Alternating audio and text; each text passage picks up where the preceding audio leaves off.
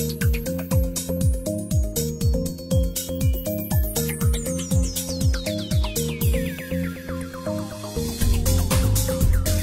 dia a todos. Meu nome é Mário Engler, eu sou professor aqui da casa e coordenador do programa de mestrado profissional. Queria agradecer a presença de todos vocês, a vinda aqui para esse evento que nós estamos chamando de Café da Manhã do Mestrado Profissional, uma oportunidade para poder apresentar as linhas gerais do programa e me colocar à disposição para esclarecer eventuais dúvidas, enfim, dialogar sobre quaisquer aspectos relativos a esse programa. Queria registrar a presença do professor Vanderlei Fernandes, que está aqui na primeira cadeira, que é professor do programa também. Tem uma limitação de horário, mas enquanto estiver aqui conosco, também pode ajudar a esclarecer eventuais dúvidas, trazer um pouco também a visão de outro membro do corpo docente do mestrado profissional. Eu queria também avisar vocês que hoje está tendo, agora no período matutino, a aula com a primeira turma do mestrado profissional. Eles estão tendo aula nesse prédio e devem fazer um intervalo por volta das 9h30 e devem vir aqui para esse ambiente, esse auditório, e aí eu acho que é um momento da gente também fazer uma pequena interrupção, não que vocês não possam se servir desde logo do café da manhã, mas uma oportunidade de quem quiser conversar com os alunos que já estão cursando o programa e colher uma impressão de quem está nessa posição de participante do programa, pode ser uma oportunidade que não tinha, por exemplo, quando nós fizemos esse mesmo evento o ano passado, porque estávamos literalmente inaugurando uma nova experiência docente na área do direito. O mestrado profissional em direito é de fato uma coisa muito nova. Por enquanto, o curso da Direito GV é o primeiro curso em funcionamento, autorizado pela CAPES em funcionamento no Brasil na área do direito, embora outras áreas do conhecimento, ciências sociais e mesmo fora das ciências sociais, na medicina, na saúde pública, tem já essa figura do mestrado profissional, já é algo bastante consolidado. O direito é que ainda não tinha dado esse passo para trabalhar também com o mestrado profissional, em paralelo com um mestrado acadêmico. Os dois programas, tanto o mestrado acadêmico como o mestrado profissional, é importante ressaltar isso, são programas de pós-graduação estrito sensu. Portanto, os dois programas conferem o título de mestre em Direito. O título é absolutamente equivalente, apenas o enfoque dado por um curso e por outro curso que é diferente. Isso faz com que o público-alvo também seja diferente, a partir da proposta, da ênfase dada ser diferente. Isso já acaba, de uma certa forma, sendo um fator de seleção do público interessado. Os dois programas têm também, por serem programas estrito sensu, têm também um compromisso com a realização de pesquisa. E aí, mais uma vez, o tipo de pesquisa em direito que se faz num e no outro programa é diferente. Eu, em alguma medida, vou tentar explicar essas diferenças também aqui para vocês. Eu vou seguir rapidamente aqui uma apresentação. Depois eu vou franquear a palavra a vocês para fazerem perguntas, e aí, a partir daí, nós vamos dialogando. Então, os diferenciais do programa estão mostrados aqui. É um programa de mestrado estrito sensu. Só queria registrar que a Direito GV tem também o programa de mestrado acadêmico, estrito sensu, claro. Então, a escola tem, isso até é uma pré-condição de natureza regulatória para se ter um curso de mestrado profissional numa instituição de ensino superior, é necessário ter antes o curso de acadêmico estrito sensu, de pós-graduação estrito sensu. Então, portanto, a GV já tem há alguns anos o mestrado acadêmico, que tem lá as suas peculiaridades, que depois a gente pode detalhar um pouco mais isso. Confere o título de mestre, desculpe,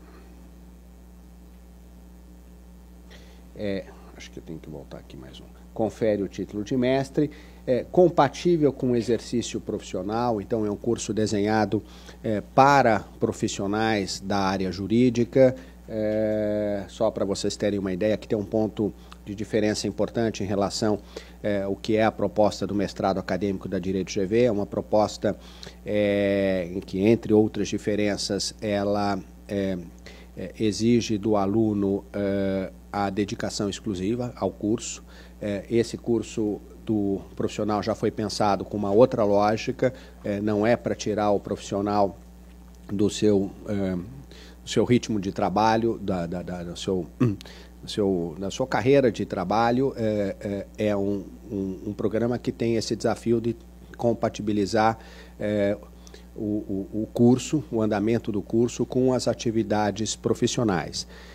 Claro que é um curso que, pela sua proposta, exige um comprometimento, um envolvimento, um engajamento do aluno, mas é algo que se tenta fazer de uma forma que o aluno não precise se afastar das suas atividades profissionais. Vai precisar, naturalmente, abrir um espaço na sua agenda, no seu tempo. Alguns sacrifícios pessoais, às vezes, precisarão ser feitos, mas não a ponto de inviabilizar a continuidade do exercício profissional. E, colocando isso em termos práticos, começa pelo calendário do programa. As aulas são ministradas, são 2 vezes por semana, e as aulas são ministradas nas segundas e terças-feiras, no período da manhã, das 7h30 às 11 da manhã, de modo que o profissional possa estar no seu local de trabalho antes do final da manhã, pelo menos antes do horário de almoço. Essa decisão tem sido muito... o feedback que nós temos recebido a propósito dessa decisão tem sido muito positiva por parte dos alunos da primeira turma. Esse é um dos pontos, eu diria assim, na logística do programa, que tem sido ressaltado como muito conveniente. São Paulo é uma cidade complicada em termos de trânsito, então ter logo no primeiro horário da manhã, 7h30, eu acho que facilita também a questão do trânsito. Eu digo que quem trabalha tem mais controle sobre o horário que você chega no seu local de trabalho do que o horário que você consegue sair do seu local de trabalho. Então, um pouco essa ideia de ter o programa na parte da manhã. E esse eu acho que é o quarto ponto importante, o quarto pilar do programa, que é um programa com enfoque aplicativo e com uma preocupação muito grande de gerar inovação jurídica. Isso começa a definir também as nossas, a maneira de trabalhar as nossas 2 linhas de pesquisa do programa, que são Direito dos Negócios e Direito Tributário,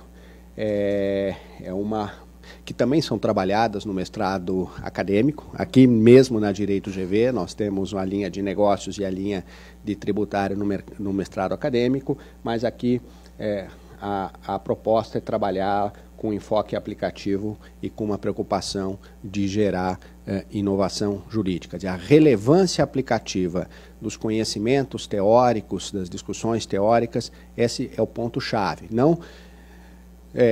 Não pensem que a preocupação aqui do mestrado acadêmico, do mestrado profissional, é ensinar melhores práticas de exercício da profissão jurídica. Melhores práticas é algo que a gente procura ensinar no curso de pós-lato sensu. Aqui é o pressuposto que os profissionais que estejam nesse curso já tenham um razoável domínio da sua área de atuação. É óbvio que é impossível todo mundo saber profundamente de tudo, mas algum tipo de expertise aquele profissional já desenvolveu em função da sua atividade prática. Então, aqui tem duas coisas importantes que decorrem disso.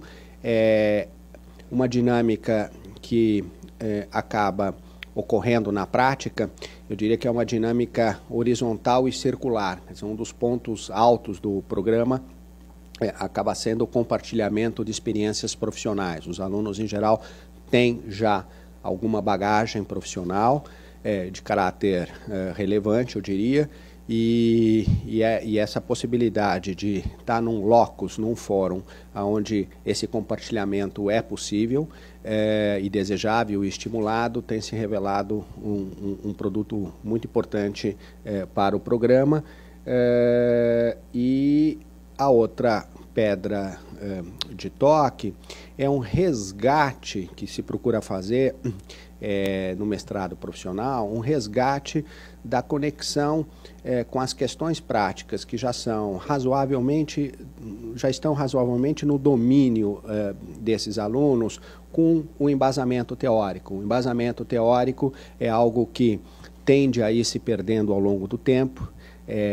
Nós sabemos que a agitação da vida profissional nos obriga a ser problem solvers e fazer uma reflexão mais profunda do porquê que nós estamos fazendo assim, de qual é exatamente o embasamento jurídico disso, quais são as questões jurídicas relevantes que podem surgir dessa prática que já está tão arraigada na maioria de nós. Essa é uma proposta de abordagem que se procura fazer no mestrado profissional. Então, mestrado profissional não é um curso que ensina prática e não é um curso que ensina só teoria jurídica desconectada da prática.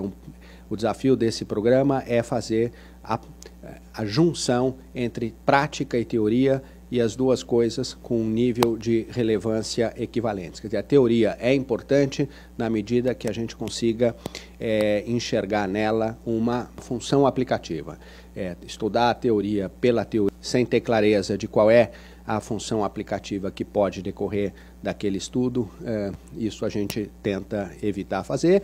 Outros programas podem fazer e devem fazer isso, uma preocupação teórica mais abrangente, sem necessariamente ser cobrado de como é que aquilo vai se aplicar na prática. Muitas vezes você estuda uma teoria, mas só vai descobrir lá na frente qual é efetivamente a relevância prática. No final do dia até é provável que tenha uma relevância prática, mas isso não é enxergado desde logo.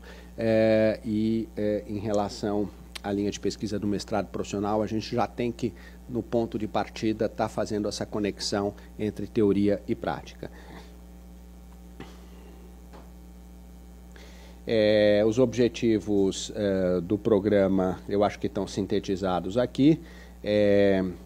Fazer com que o aluno deixe a condição de operador de direito. O pressuposto é que o aluno já é um operador do direito, né? Então não preciso me preocupar com isso, em formá-lo como operador do direito, mas que ele passe a ser um arquiteto de novas soluções jurídicos institucionais, né? E para isso, as dimensões que o programa procura trabalhar, desenvolver no aluno, é o rigor intelectual, sólidos conhecimentos teóricos, aparece bem aqui a relevância da teoria, sob esse enfoque específico que eu mencionei, competências multidisciplinares, então isso já é uma marca registrada da Direito GV, formar um profissional com competências multidisciplinares, que seja capaz de dialogar com as áreas do conhecimento afins ao direito. Isso é algo que quem está no mundo profissional tem sentido, cada vez mais demandado essa capacidade de interação, de compreensão. Isso vale muito para a área de negócios, vale também para a área do direito tributário. Procurar enxergar e aplicar e trabalhar o direito sobre uma ótica puramente jurídico-formal, dogmática, não é mais suficiente para, de fato, você ser um profissional de ponta e poder gerar um conhecimento jurídico relevante.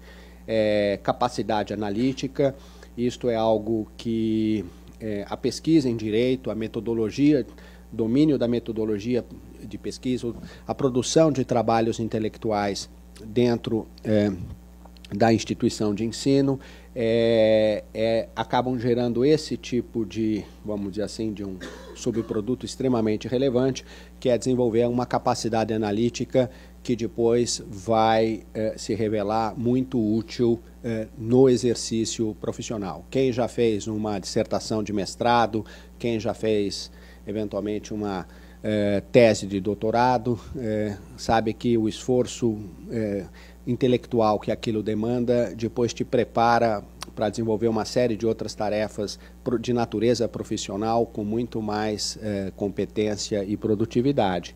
E uma preocupação com o trânsito internacional. Essa é outra coisa. No dia de hoje se percebe que o profissional valorizado, não só na área jurídica, mas em outras áreas também, precisa ter trânsito internacional. Então o programa tem essa preocupação de inserção internacional. Depois eu vou detalhar como é que na prática nós procuramos atender a essas dimensões do programa. Agora, quem se destina este programa de mestrado profissional? Advogados dos setores público e privado. Há uma preocupação do programa nas duas linhas, tanto de direito dos negócios como de direito tributário, de não ser um programa fechado exclusivamente nem só para a área privada, né, profissionais oriundos da área privada, nem só para profissionais oriundos do setor público. Acho que a beleza do programa nessa parte que eu mencionei de compartilhamento de experiências pressupõe uma turma que tenha uma certa senioridade, quer dizer, não tenha tanta variação de senioridade dentro da turma, mas que tenham experiências diferentes, que sejam oriundos de setores diferentes. Isto gera uma oportunidade muito rica de compartilhamento de experiências. Então, nas duas turmas que hoje estão em funcionamento, na turma do tributário, eu diria que é mais ou menos meio a meio. Nós temos profissionais oriundos do setor público e profissionais oriundos do setor privado. Na turma de negócios, temos também, embora numa proporção menor, temos também pessoas profissionais da área pública e profissionais da área privada. A experiência tem demonstrado que essa diversidade é muito positiva, as discussões ficam muito enriquecedoras, os pontos de vista são apresentados sob a ótica de quem, de fato, vivencia aquilo. Então, nós temos coisas muito interessantes.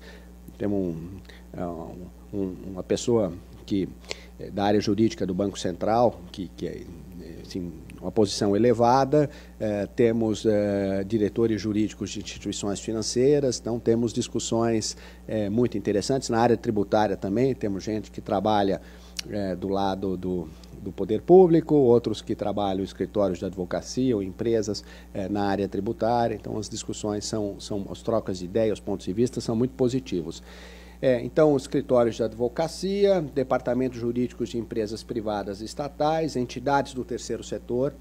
Nessa turma nós temos alguém que é muito representativo do terceiro setor, então entender algumas coisas relativas ao terceiro setor também faz parte aqui do nosso escopo.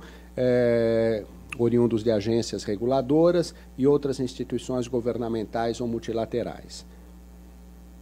Aqui estão as duas linhas de pesquisa que eu mencionei. Na linha de Direito dos Negócios, aqui a gente procura sintetizar qual é o objetivo. Arquitetura corporativa, novos modelos contratuais, modelagem de projetos de infraestrutura, compreensão do contexto internacional e estratégias para situações de conflito. E na área tributária, desvendar tendências econômicas e financeiras, formular políticas de tributação, maior eficiência tributária na estruturação de negócios e influenciar a formação de precedentes jurisprudenciais. Faz parte, por exemplo, do nosso corpo docente, na área tributária, o professor Quiroga, que é o responsável pela área tributária de um grande, Roberto Quiroga, de um grande escritório de advocacia aqui em São Paulo, como nós temos também a procuradora-chefe da PGFN, aqui em São Paulo também no corpo docente. Então, procura trazer as duas visões num ambiente de academia, em que as pessoas possam conversar de forma mais solta e adulta e como colegas em sala de aula. Aqui estão as disciplinas do programa. Esse programa, ele tem 12 disciplinas bimestrais. 12 disciplinas bimestrais. Cada disciplina tem 30 horas aula. Isso se traduz na prática para cada disciplina bimestral em 8 encontros semanais. Os nossos encontros semanais, o horário que eu já mencionei, é das 7h30 às 11h, com intervalo. Então, para cada disciplina são 8 encontros semanais, sequenciais, com essas características. E das 12 disciplinas, estas 5 primeiras disciplinas, Teoria do Direito Aplicado aos Negócios, Direito e Economia, Métodos Analíticos Empresariais, Metodologia de Pesquisa em Direito e Novos Desafios do Direito e Dilemas Ético-Profissionais, essas são disciplinas obrigatórias para as 2 linhas de pesquisa. Então, na prática, significa que essas aulas são ministradas com o corpo, a turma toda do mestrado profissional, independentemente de ser uma ou outra linha, são classes comuns, aulas comuns, e existem também as disciplinas obrigatórias para cada linha específica. Então, em relação à linha de Direito dos Negócios, nós temos aqui arranjos societários e contratuais 1 e 2, na verdade isso daqui são 2 bimestres, o equivalente a 2 disciplinas, bases e racionalidade econômico-financeira do direito tributário, contratos complexos, que é ministrada pelo professor Vanderlei, juntamente com métodos analíticos, fusões e aquisições.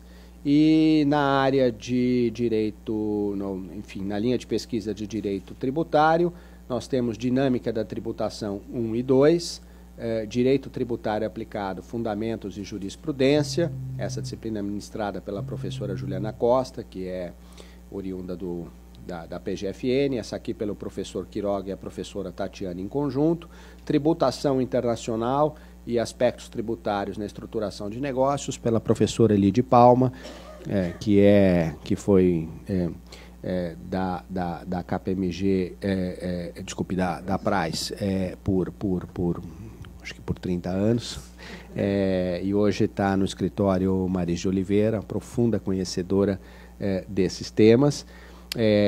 E aqui, fora essas 10 disciplinas, né, aqui conta 2 e aqui conta 2, fora essas 10 disciplinas, nós temos o aluno, para completar os créditos exigidos pelo programa, precisa cursar mais 2 disciplinas eletivas. Isso aqui são exemplos de disciplinas eletivas, e os créditos em disciplinas eletivas também podem ser cursados ou em universidades conveniadas, podem ser cursados no exterior, com universidades conveniadas, são cursos de curta duração, cada disciplina eletiva vale 2 créditos, como de resto cada uma dessas outras disciplinas valem também 2 créditos, e podem ser cursadas o aluno frequentando um curso de curta duração que é dado aqui na Direito GV, chamado Global Law. É um curso dado por um professor estrangeiro, de uma universidade estrangeira, que vem aqui, dá o curso em inglês, né? O curso todo é dado em inglês, o material didático em inglês. Inglês é um dos pressupostos para admissão nesse programa. Também não precisem se assustar que não chega a ser um TOEFL 100, ou equivalente a um TOEFL 80, que é exigido no processo seletivo, ou coisas equivalentes, né? Não precisa ter necessariamente o TOEFL, mas para ir para uma universidade estrangeira, você já precisa demonstrar um TOEFL 100, senão não tem condição de acompanhar o curso. O inglês é, de fato, algo importante. Muito do material didático é em inglês, dos textos. Tem pouca coisa de bibliografia no Brasil, por incrível que pareça, que a gente considere realmente adaptado para trabalhar num curso de mestrado profissional. Então é necessário recorrer a algumas literaturas estrangeiras. Então aqui são exemplos de disciplinas eletivas. Aqui a estrutura curricular. O curso tem duração máxima de 24 meses, ele segue o calendário escolar, né? As aulas se iniciam junto com as aulas do curso de graduação, por exemplo, né? Final de fevereiro, interrompe em julho, vai até final de novembro, eventualmente início de dezembro. O importante é que o número de aulas tem que necessariamente corresponder a isso que eu falei. Para cada disciplina, 8 encontros semanais. Não depende um pouco do feriado. Esse ano que vem, como nós vamos ter feriado obrigatório da Copa, né, quando o Brasil joga, então a gente teve que antecipar uma semana o início do curso. Ele começa na terceira semana de fevereiro, 17 de fevereiro, mais especificamente. Era para começar uma semana depois, mas há 2 feriados obrigatórios novos no mês de junho. E em 18 meses o aluno termina os créditos. Pode até terminar antes, se ele antecipar as eletivas, fazendo o programa de Global Law, ou no mês de julho for fazer um curso numa universidade conveniada, que equivale a uma disciplina eletiva. E o aluno tem, no máximo, 24 meses para depositar a sua dissertação. A dissertação é outro capítulo, né? Obviamente, é obrigatória, mas é uma dissertação com enfoque aplicativo. Então, nós estamos definindo aqui alguns temas específicos que, no nosso ver, fazem sentido de estarem inseridos nessas linhas de pesquisa, com um enfoque mais profissional. O aluno, para participar do processo seletivo, diferente do que costuma acontecer nos mestrados acadêmicos, ele não precisa trazer um projeto de pesquisa, ele não é avaliado em função de um projeto de pesquisa que ele se propõe a estudar no curso de mestrado. A gente chegou à conclusão de que não faria muito sentido exigir esse tipo de requisito prévio para um aluno com um perfil do profissional do direito que já tem uma certa maturidade, mas esse projeto de pesquisa ele é definido, eu diria aí, no primeiro terço do curso. Ele já é definido, o aluno passa a ter, então, um orientador e tem que trabalhar aquele projeto de pesquisa, aquele tema, para, ao final do 18º mês, já poder depositar a sua tese, a sua dissertação, e vai, obviamente, como qualquer curso de mestrado estrito sensu, ser submetido a uma banca examinadora. Mas ele tem a partir do 18º mês do programa até o 24º mês para fazer o depósito dessa dissertação. As disciplinas eu já mencionei aqui, 8 encontros semanais, período matutino, segundas e terças-feiras. É interessante que nessa primeira turma, por que segunda e terça e não quarta e quinta, por exemplo? Porque na nossa visão, e a experiência tem comprovado isso, quando o curso está na ponta da semana, ele facilita a vida de quem é de fora de São Paulo e se desloca até São Paulo para fazer o curso. Nós temos alunos de Minas Gerais, diretor jurídico da Localiza, de Belo Horizonte, nós temos alunos de Mato Grosso, nós temos alunos de Curitiba, nós temos alunos de Pernambuco, se bem que esse aluno de Pernambuco, eu acho que ele veio morar em São Paulo durante o tempo do curso, mas Curitiba, Curitiba, Belo Horizonte, Mato Grosso, são alunos que vêm e voltam toda semana, e obviamente que isso exige um sacrifício, tem custo, mas seria um custo maior se os dias forem no meio da semana. Então, segunda e terça tem viabilizado esse tipo, que o curso também possa ser frequentado por esse tipo de aluno. Aqui eu já falei. Aqui é o programa de Global Law, né? E a parceria com as universidades estrangeiras. Esses programas de intercâmbio, são essas 3 universidades estrangeiras, em princípio, que estarão oferecendo programas para os alunos do mestrado profissional, Georgetown, Northwestern e o Instituto de Empresas de Madrid.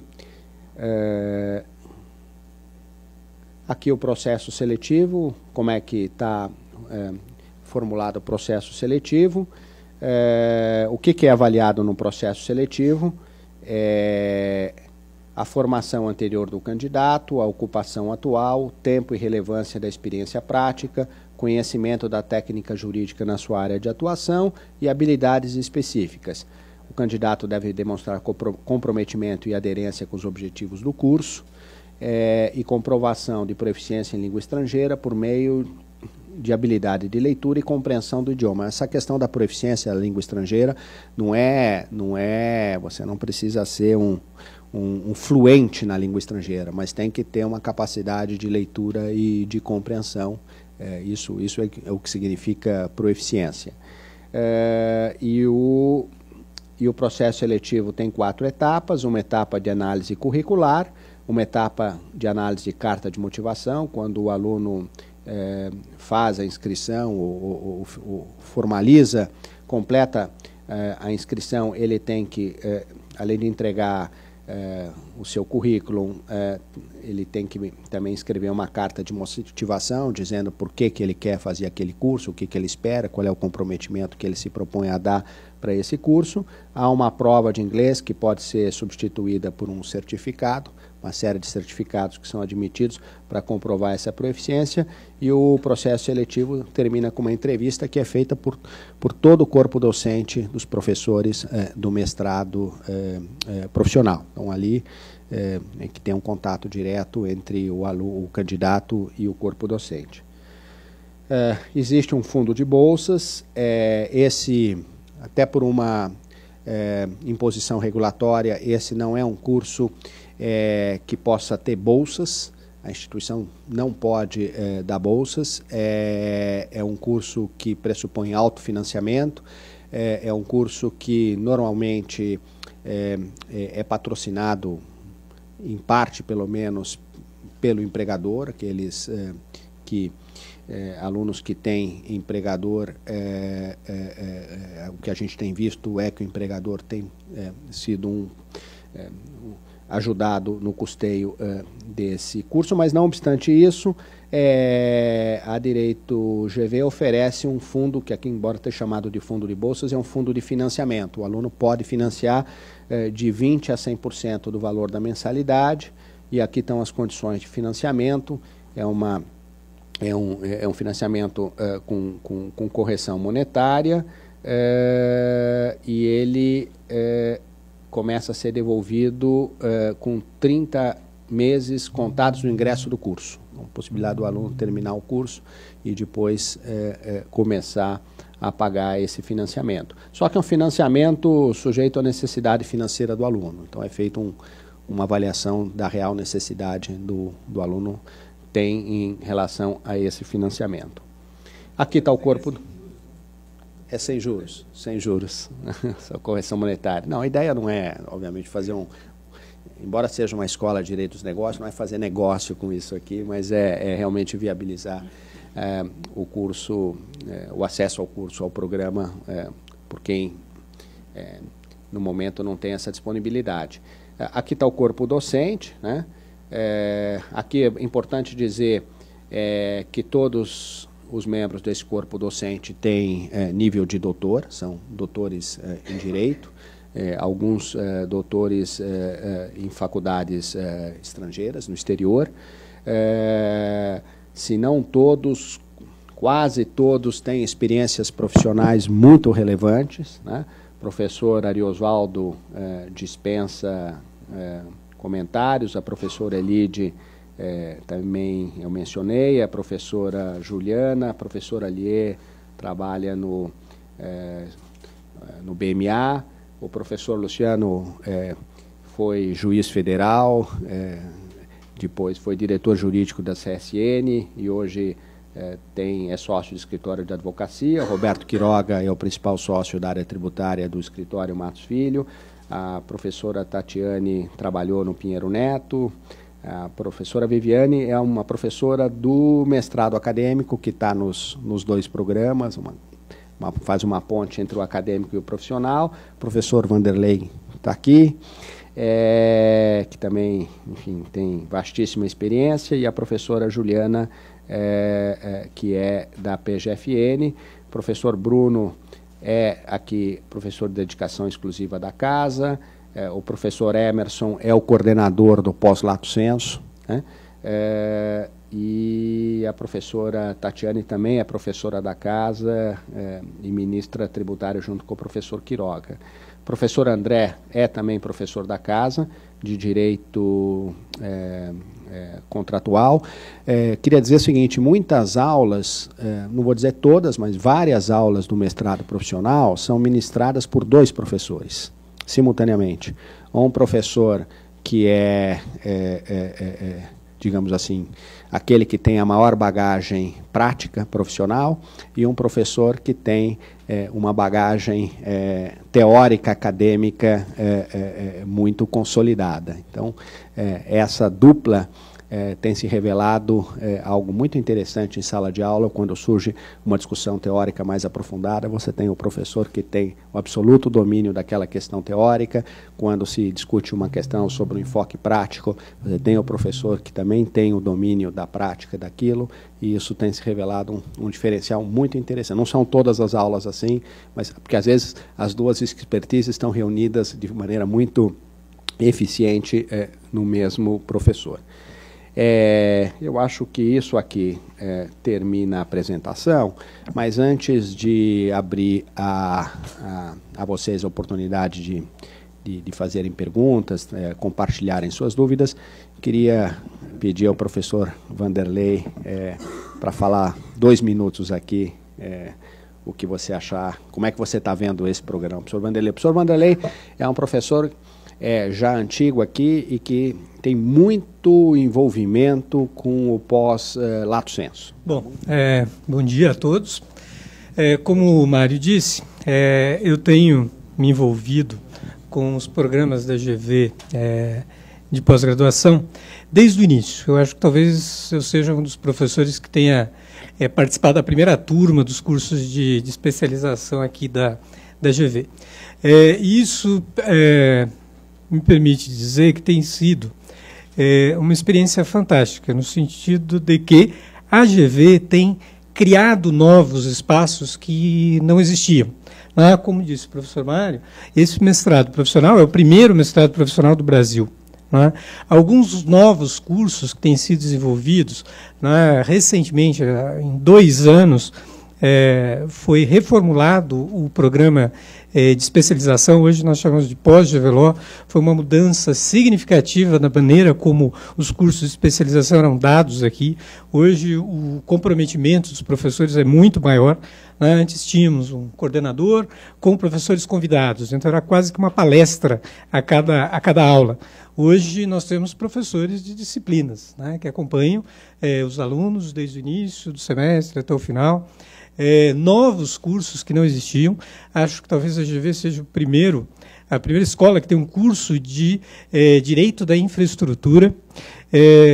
Há 2 semanas atrás, houve a posse da Comissão de Infraestrutura da Ordem dos Advogados do Brasil, para a qual eu fui convidado, indicado para ser membro efetivo, e durante a apresentação foi dito exatamente isso. Quer dizer, hoje está se criando talvez um novo direito, que é o direito da infraestrutura.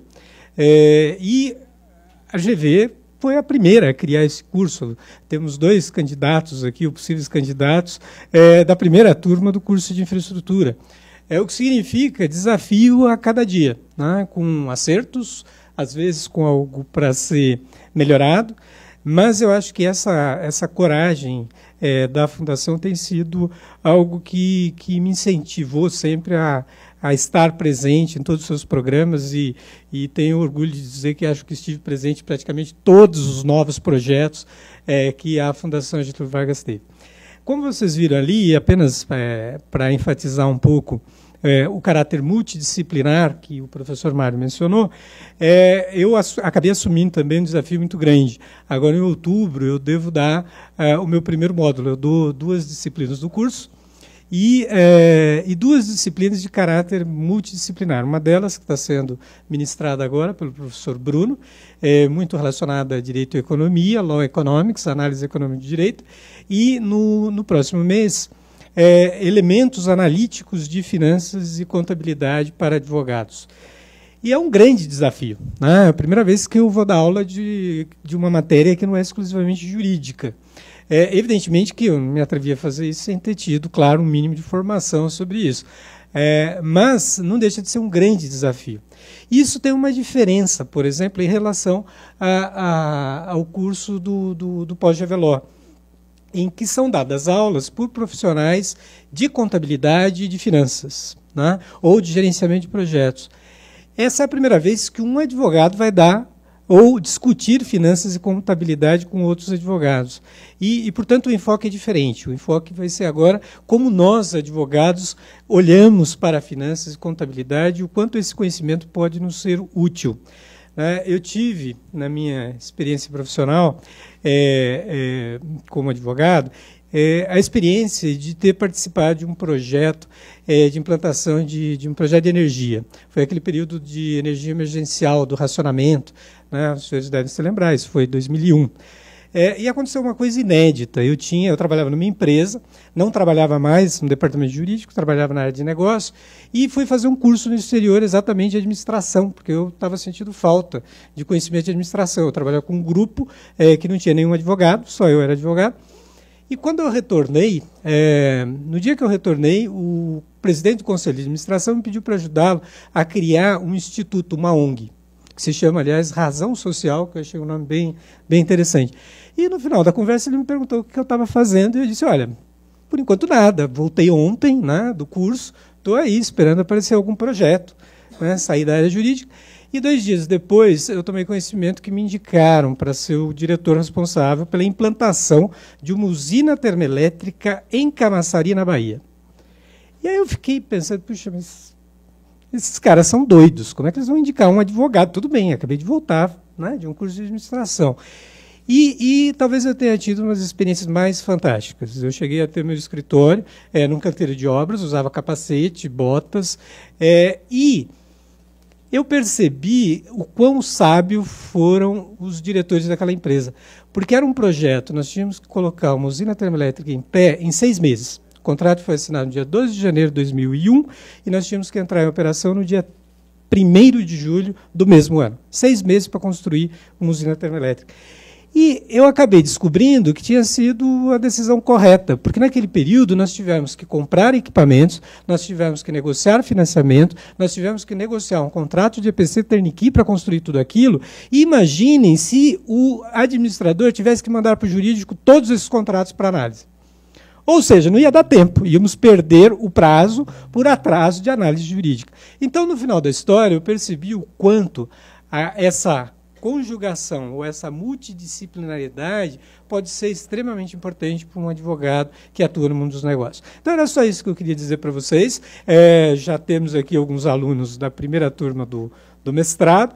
Então, acho que agora podemos entrar para a segunda parte da apresentação. Obrigado e espero vê-los em sala de aula em breve. A apresentação é isso.